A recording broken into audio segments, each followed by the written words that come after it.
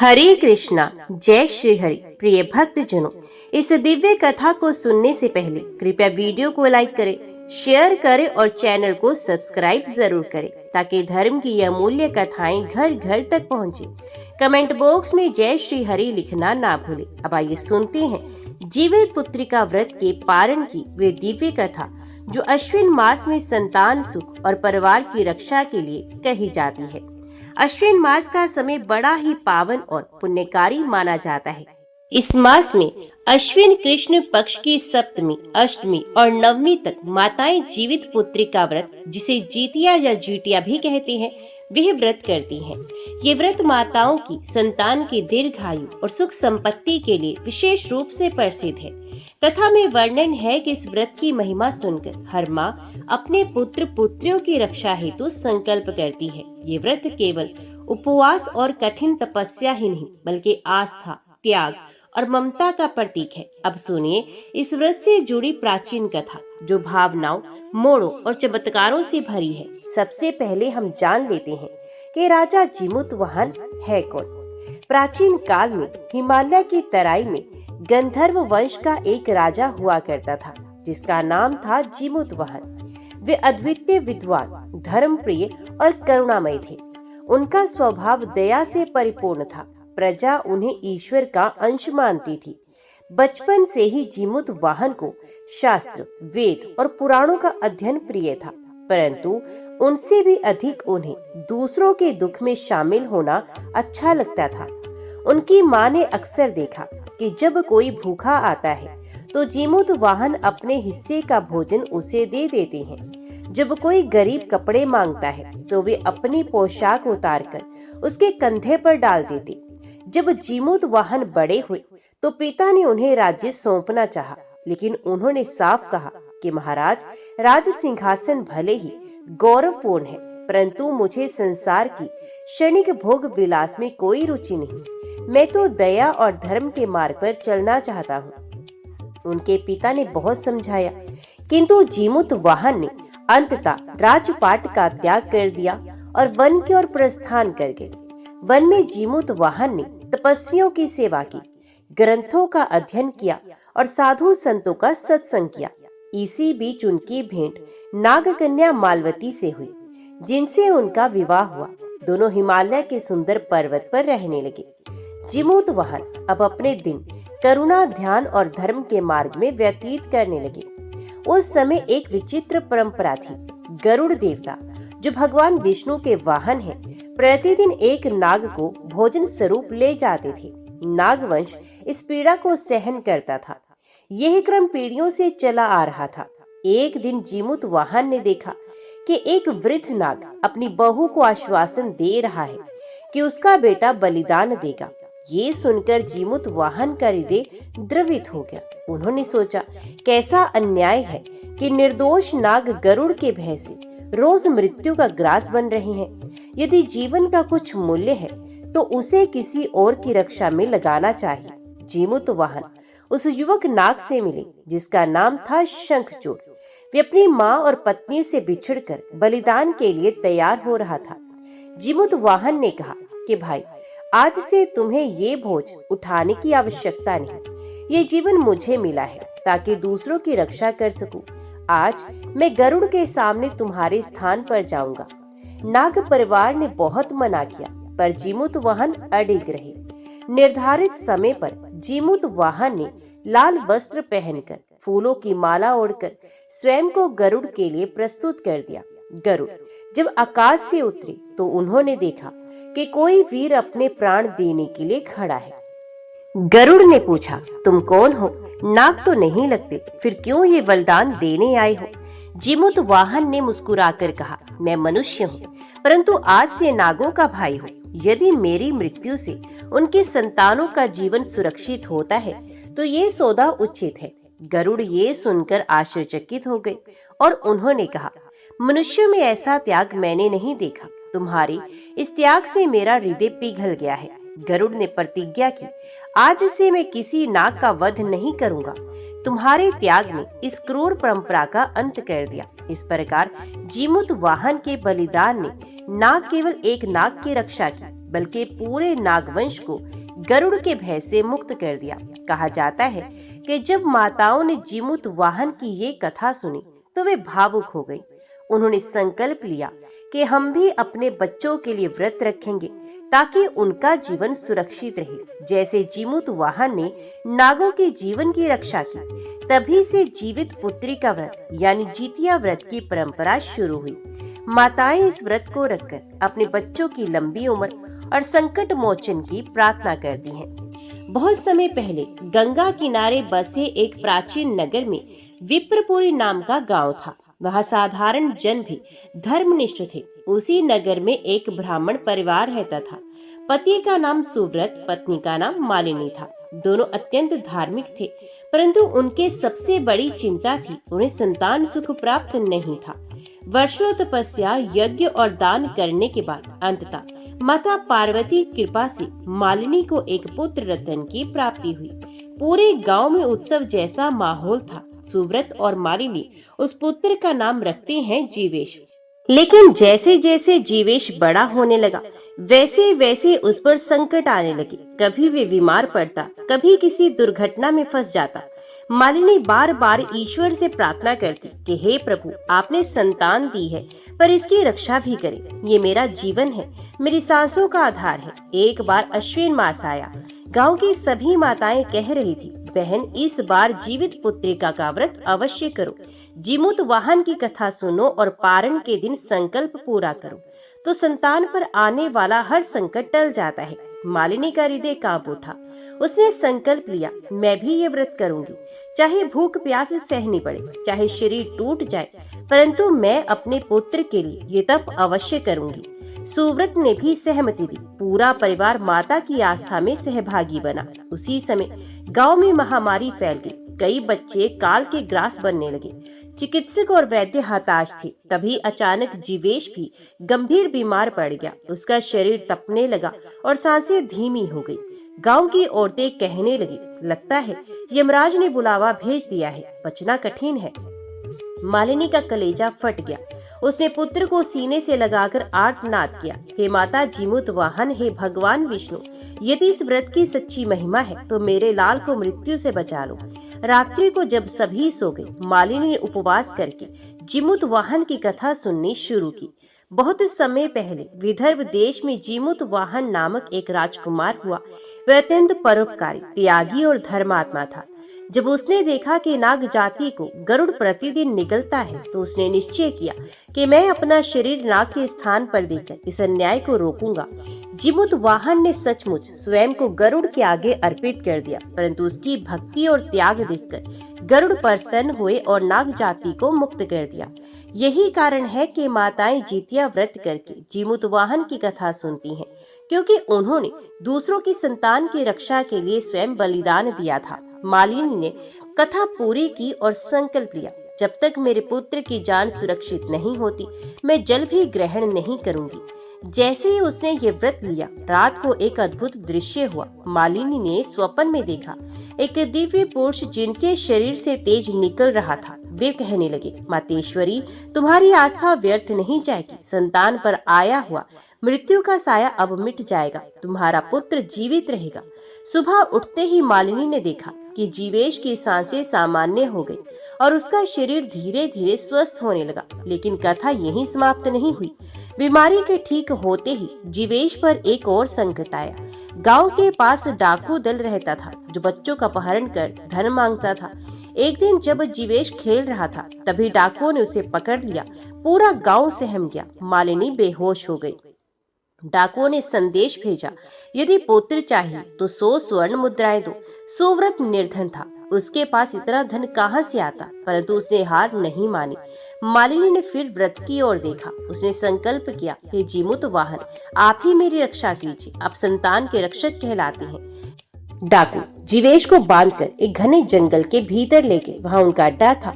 अंधेरे गुफा नुमा कुटी में जलती मशाले, लूट का सामान और हथियार इधर उधर फैले हुए थे। डाकुओं का सरदार, जिसका नाम काल भैरव, दहाड़ते हुए बोला, ये बच्चा हमारे हाथ में मोहरा है, गांव वाले हमारी बात मानेंगे ही। बेचारा जीवेश भय से कांप रहा था। वे अपनी माँ को याद करते हुए मन ही मन प्रार्थना करने लगा, माँ मुझे बचा लो। गांव में मातम छा गया। सुव्रत और मालिनी रो रो कर बेहाल थी। मालिनी बार बार कहती, हे जीमूत वाहन, आप तो नागों के रक्षक बने थे, क्या आप मेरी संतान की रक्षा नहीं करेंगे? गांव की औरतें पास बैठकर ढांढस बंधाती, बहन तुमने जीतिया का व्रत किया है, इसका फल व्यर्थ नहीं जाएगा। उस रात मालिनी को स्वप्न में वही तेजस्वी पुरुष फिर दिखाई दिया। उन्होंने कहा, मत डर माँ, तेरी आस्था परीक्षा की अग्नि से गुजर रही है। डाकुओं का आतंक समाप्त होगा और तेरी संतान सकुशल लौट आएगी। सुबह उठकर मालिनी ने व्रत का नियम और कड़ा कर लिया। उसने जल, अन्न, यहाँ तक कि फल तक त्याग दिया और केवल भगवान के नाम से जीने लगी। डाकुओं का सरदार काल भैरव अपने अनुचरों से बोला, गांव वाले यदि शाम तक स्वर्ण नहीं लाए तो इस बालक की बलि दे देंगे। हमारी देवता काली प्रसन्न होंगी और हम और बलशाली बनेंगे। डाकू हंसने लगे, परंतु उसी समय आकाश में काले बादल घेराए, बिजली कड़कने लगी, मानो कोई अदृश्य शक्ति उन्हें देख रही हो। उसी क्षण जीवेश को अपनी माँ की कही कथा याद आई। जीमूत वाहन ने अपने प्राण देकर नागों की रक्षा की थी। उसने आंखें बंद कर मन ही मन कहा, हे दिव्य नायक, जैसे आपने नाग जाति की रक्षा की थी, वैसे ही आज मेरी भी रक्षा कीजिए। अचानक उसे लगा कि किसी ने उसकी रस्सियां ढीली कर दी हैं। ये कोई अद्भुत करामात थी, लेकिन वे भागा नहीं। उसने साहस कर कहा, तुम मुझे मार सकते हो, पर मेरी माँ का विश्वास कभी नहीं मर सकता। जैसे ही डाकू ने तलवार उठाई, वहाँ एक दिव्य प्रकाश फैल गया। डाकू चौंक गए।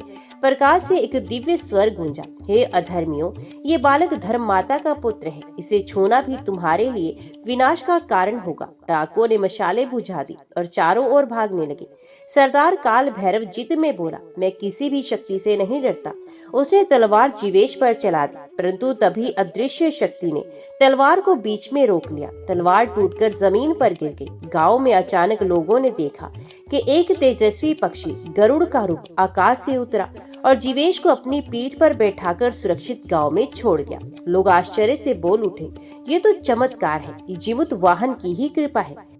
मालिनी ने दौड़कर अपने पुत्र को सीने से लगा लिया और आंसुओं में भीग गई। हे प्रभु, आप वास्तव में संतान के रक्षक हैं। परंतु कथा यहीं समाप्त नहीं होती। डाकुओं ने इस अपमान को भुलाया नहीं। उन्होंने शपथ ली, हम उस ब्राह्मण परिवार का विनाश करेंगे। उन्होंने गांव पर धावा बोलने की योजना बनाई। गांव वाले भयभीत हो गए।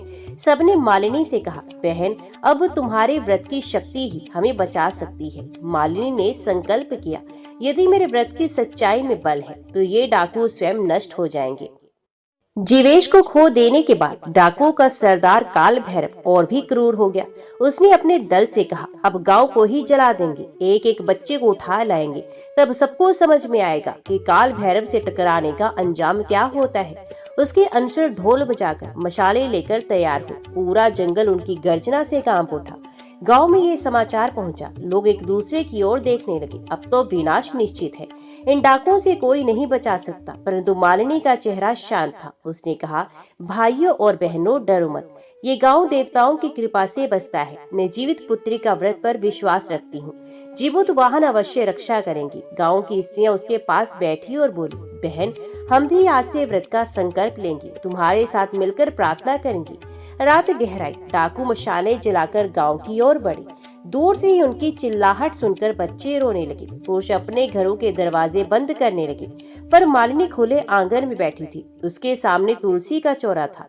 उसने दीपक जलाया और हाथ जोड़कर कहा, हे जीमूत वाहन, जिस प्रकार आपने नाग जाति को गरुड़ से बचाया था, उसी प्रकार आज इन निर्दोष ग्राम वासियों की रक्षा कीजिए। जैसे ही डाकू गांव के बाहर पहुंचे, अचानक आकाश से गड़गड़ाहट की ध्वनि सुनाई दी। बादल छट गए और पूर्णिमा का चांद निकल आया। डाकुओं ने देखा कि गांव के चारों ओर एक अदृश्य परकोटा खड़ा हो गया है। वे जितनी बार उस पर चोट करते, उनकी तलवारें टूट जाती। सरदार काल भैरव चीखा, ये क्या जादू है? तभी आकाश से दिव्य स्वर गूंजा, ये धर्म और आस्था की दीवार है, इसे कोई अधर्मी पार नहीं कर सकता। डाकुओं ने देखा कि चारों ओर से सैकड़ों नाग निकलकर उनका रास्ता रोक रहे हैं। काल भैरव का चेहरा पीला पड़ गया और वे कहने लगा, ये सब नाग कहाँ से आ गए? तभी एक स्वर्ण में नाग बोला, हम वही हैं जिन्हें जीमूत वाहन ने अपने बलिदान से बचाया था। आज उनकी कृपा से हम इस गांव की रक्षा करेंगे। डाकुओं ने भय से भागना चाहा, पर हर दिशा से नागों ने घेर लिया। काल भैरव ने आखिरी बार तलवार उठाई, लेकिन अचानक उसकी तलवार पिघलकर जल में बदल गई। वे चिल्लाया, बचाओ बचाओ, परंतु उसकी आवाज भी गूंजते बादलों में दब गई। कहते हैं उसी रात पूरा डाकू दल जंगल में समा गया और फिर कभी दिखाई नहीं दिया। सुबह गांव वाले जागे तो उन्होंने देखा गांव सुरक्षित था, कोई भी डाकू नहीं बचा था। मालिनी तुलसी चौरे के पास दीपक जलाकर बैठी थी। उसकी आंखों में आंसू थे, पर चेहरे पर दिव्य शांति थी। लोग बोल उठे, सचमुच ये जितिया व्रत की महिमा है। इस व्रत की आस्था ने पूरे गांव को बचा लिया। जीवेश दौड़ता हुआ माँ के पास आया और बोला, माँ मैं जानता हूँ ये सब आपके व्रत की शक्ति से हुआ है। मालिनी ने पुत्र को गले से लगाकर कहा, बेटा ये मेरी शक्ति नहीं, ये जीमूत वाहन और भगवान विष्णु की कृपा है। पूरा गांव मिलकर संकल्प लेने लगा, हम भी हर वर्ष इस व्रत का पालन करेंगे ताकि हमारी संतानें सुखी और दीर्घ आयु हो। अश्विन मास की नवमी का प्रभात हुआ। 3 दिन का कठिन व्रत पूरा करके माताएं पारण के लिए तैयार हुई। गांव का वातावरण एकदम अलग था। चारों ओर दीपक जल रहे थे। तुलसी चौरे पर फूलों की वर्षा हो रही थी और स्त्रियां मंगल गीत गा रही थी। मालिनी स्नान करके स्वच्छ वस्त्र धारण कर तुलसी चौरे के पास आई। उसने हाथ जोड़कर कहा, हे जीमूत वाहन, आपके आशीर्वाद से मेरा पुत्र और पूरा गांव सुरक्षित है। आज मैं आपका व्रत पारण कर रही हूँ। सभी माताएं एकत्रित होकर तुलसी माता, भगवान विष्णु और जीमूत वाहन का पूजन करने लगी। घी के दीपक जलाए गए, नारियल और फल अर्पित किए गए। मालिनी ने अपने पुत्र जीवेश को गोद में बैठाया और आंसू भरी आंखों से उसे देखा और उसने कहा, बेटा यह व्रत माताओं के लिए केवल उपवास नहीं बल्कि संतान के लिए जीवन की डोर है। याद रखना, ये आस्था ही है जिसने तुझे मृत्यु से लौटाया है। जैसे ही माताओं ने अर्घ्य चढ़ाया, आकाश में दिव्य आलोक फैल गया। सभी ने देखा गरुड़ पर सवार भगवान विष्णु प्रकट हुए। उनके साथ जीमूत वाहन भी खड़े थे, तेजस्वी और दिव्य। गांव वाले विस्मय से नतमस्तक हो गए। भगवान विष्णु ने कहा, हे धर्मनिष्ठ माताओं, तुम्हारी आस्था ने अद्भुत शक्ति को जन्म दिया है। ये व्रत जो कोई भी श्रद्धा से करेगा उसकी संतान पर कोई संकट नहीं आएगा। जीमूत वाहन ने भी कहा, जैसे मैंने नाग जाति की रक्षा की थी वैसे ही मैं हर उस माँ के बच्चों की रक्षा करूंगा जो जितिया का व्रत करेगी। भगवान विष्णु ने मालिनी के पुत्र जीवेश को वरदान दिया, ये बालक दीर्घायु और तेजस्वी होगा। इसका नाम युगों तक स्मरण किया जाएगा। फिर उन्होंने पूरे गांव को आशीर्वाद दिया, तुम सब सुखी रहो, संकट से मुक्त रहो। देवताओं के प्रस्थान के बाद गांव में ढोल नगाड़े बजने लगे। सभी ने प्रसाद ग्रहण किया और व्रत का पारण किया। माताएं एक दूसरे को बधाई देने लगी, हमारी संतानों की रक्षा हुई, व्रत सफल हुआ। मालिनी ने आंसुओं से भीगा चेहरा उठाकर कहा, आज मैंने समझा कि व्रत केवल नियमों का पालन नहीं बल्कि ईश्वर में अटूट विश्वास है। कथा सुनने सुनाने के बाद गांव के वृद्ध ने कहा, हे माताओं, याद रखो, जीवित पुत्री का व्रत केवल मातृत्व का प्रतीक नहीं बल्कि संतान के प्रति त्याग और आस्था की मूर्ति है। जो भी माँ ये व्रत करेगी उसके घर में सुख, शांति और संतान का मंगल होगा। संध्या समय जब दीप जलाएंगे तो जीवेश माँ की गोद में बैठा बोला, माँ क्या आप हमेशा ऐसे ही मेरे लिए व्रत करेंगी? मालिनी ने मुस्कुराते हुए कहा, हाँ बेटा, जब तक सांस चलेगी मैं तेरी रक्षा के लिए प्रार्थना करती रहूंगी। पर याद रखना, सच्ची रक्षा ईश्वर की भक्ति से होती है। पूरा गांव जय जीमूत वाहन, जय माता लक्ष्मी, जय भगवान विष्णु के जयकारों से गूंज उठा। ग्राम के मंदिर में भोर का उजाला फैल चुका था। सन्यासी ऋषि, जिन्हें लोग परम ज्ञानी मानते थे, उन्होंने सभी माताओं को पुकारा और कहा, आज के इस शुभ दिन जब जितिया व्रत का पारण होना है, तुम सबको अपनी अपनी श्रद्धा से कथा श्रवण करनी चाहिए। यही कथा इस व्रत को पूर्णता प्रदान करती है और संतान पर आने वाले संकटों को दूर करती है। सभी स्त्रियां एकत्रित हुई। ग्राम की सीता, गीता, ललिता, कमला और अनेक माताएं, उनके साथ बच्चों की भी भीड़ थी, परंतु सबसे अधिक व्याकुल थी सावित्री, जिसकी एकमात्र संतान कल रात नदी किनारे गायब हो गई थी। ऋषि ने गंभीर स्वर में कथा आरंभ की। प्राचीन समय में जीमूत वाहन नामक एक राजकुमार था। उसका हृदय करुणा और त्याग से भरा हुआ था। जब उसने देखा कि नागवंश पर संकट आया है और गरुड़ प्रतिदिन नागों को खा जाता है। तब उसने प्रण लिया, मैं अपना जीवन अर्पित कर दूंगा, परंतु नागवंश को बचाऊंगा। वे स्वयं गरुड़ के सामने गया और बोला, हे देव, आज मेरा शरीर तुम्हारे भोजन के योग्य है, परंतु कृपा करके नाग कुमार को जीवन दान दो। गरुड़ ने उसकी दृढ़ता देखी और आश्चर्य से पूछा, राजकुमार, तुम किसी नाग के लिए अपना जीवन क्यों दोगे? जीमूत वाहन ने शांत भाव से उत्तर दिया, मेरा जीवन तभी सार्थक है जब किसी और की रक्षा हो। संतान की रक्षा करना ही सबसे बड़ा धर्म है। गरुड़ उसके त्याग से इतना प्रभावित हुआ कि उसने न केवल नागों को मुक्त कर दिया, बल्कि आशीर्वाद भी दिया कि जो भी स्त्री अपने पुत्र की दीर्घायु के लिए व्रत करेगी और इस कथा को सुनेगी, उसकी संतान सदैव सुरक्षित रहेगी। ऋषि ने कहा, माताओं, यही कारण है कि जीवित पुत्री का व्रत को जीमूत वाहन व्रत भी कहा जाता है। इस व्रत की शक्ति से संतान मृत्यु के मुख से बच जाती है। ये सुनते ही सावित्री की आंखों से आंसू बह निकले। उसने मन ही मन प्रार्थना की, हे जीमूत वाहन, जैसे आपने नागकुमार को बचाया, वैसे ही मेरे पुत्र को भी लौटा दो। कथा सुनते सुनते अचानक मंदिर के बाहर से एक बालक की आवाज आई। सभी ने मुड़कर देखा। सावित्री का पुत्र, जिसे लोग डूबा हुआ मान बैठे थे, वे जीवित और सुरक्षित मंदिर की सीढ़ियों पर खड़ा था। सावित्री दौड़कर उसे गले से लगा लिया। उसकी आंखों में विश्वास और आश्चर्य था। बालक ने कहा, माँ, जब मैं नदी में गिरा तब एक दिव्य पुरुष ने मुझे अपने हाथों से उठाया और किनारे पर बैठा दिया। उन्होंने कहा, तेरी माता ने जितिया व्रत किया है, इसलिए तुझे मृत्यु छू नहीं सकती। फिर वे दिव्य पुरुष आकाश में विलीन हो गए। ये चमत्कार देखकर पूरा गांव भाव विभोर हो गया। माताएं एक स्वर में बोली, सत्य है, व्रत का पारण तभी पूर्ण होता है जब कथा और आस्था एक साथ हो। ऋषि ने घोषणा की, अब सब माताएं संकल्प करके व्रत का पारण करें। जल, फल और प्रसाद से व्रत पूर्ण करो। आज से तुम्हारी संतानों की रक्षा स्वयं जीमूत वाहन और देवी जितिया करेंगी। सावित्री अपने पुत्र को गोद में लेकर प्रसाद ग्रहण करती रही और उसके हृदय में यह व्रत अटल विश्वास का दीप बन गया। इस प्रकार जितिया व्रत पारण की कथा ने ग्राम की प्रत्येक माता को संतान स्नेह और त्याग का महत्व समझाया। हर किसी ने अनुभव किया कि यह केवल एक व्रत नहीं, बल्कि संतान की जीवन रेखा है। मंदिर में पारण का समय आ चुका था। सभी माताएं, जिन्होंने उपवास करके दिन रात अपने बच्चों की रक्षा के लिए प्रार्थना की थी, अब प्रसाद और जल लेकर व्रत का समापन कर रही थी।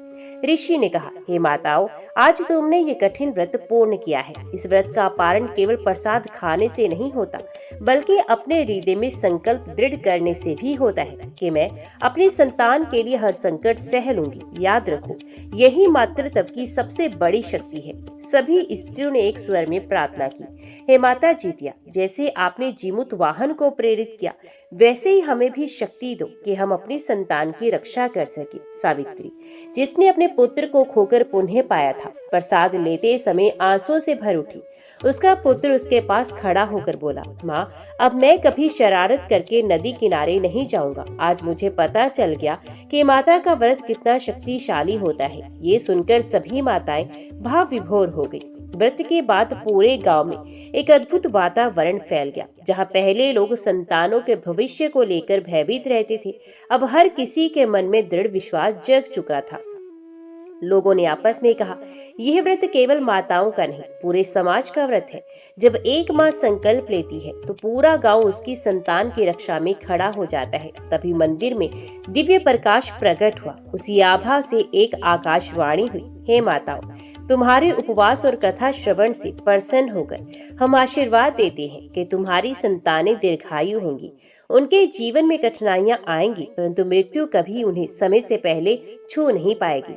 जो भी माताएं इस व्रत को श्रद्धा से करेंगी, उनके कुल में समृद्धि और शांति बनी रहेगी। गांव के सभी लोग नतमस्तक होकर उस आकाशवाणी को सुनते रहे। सावित्री का पुत्र बड़ा होकर एक धर्मपरायण और बुद्धिमान युवक बना। वे अपने गांव का सहारा बना और लोगों को सदैव ये शिक्षा देता रहा, मेरी माँ के व्रत ने मुझे मृत्यु से बचाया है। माताओं की शक्ति से बड़ा कोई अस्त्र नहीं। जो माँ अपने पुत्र के लिए संकल्प ले, उसके सामने यमराज भी हार जाते हैं। उसकी बातें सुनकर आने वाली पीढ़ियों की माताएं भी जितिया व्रत करती रही। गांव में ये व्रत केवल परंपरा नहीं, बल्कि आस्था और विश्वास की नींव बन गया।